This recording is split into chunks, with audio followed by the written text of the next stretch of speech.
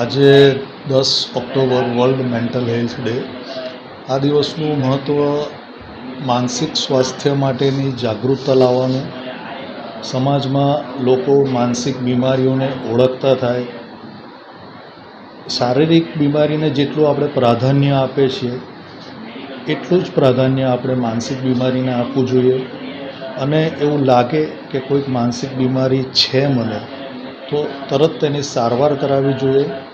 નહીં તો આગળ જતાં એ બીમારી ખૂબ મોટું સ્વરૂપ લઈ શકે છે, તમને પણ પરેશાન કરી શકે છે અને સમાજને પણ પરેશાન કરી શકે છે.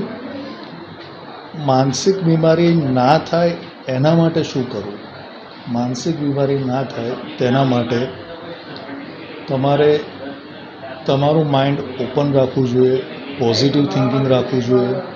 તમને કોઈ પ્રશ્ન હોય, પ્રશ્ન સતાવતો હોય તો ખુલ્લા દિલે કોઈ નજીકના મિત્ર, સગો કે એની સાથે ચર્ચા કરવી જોઈએ.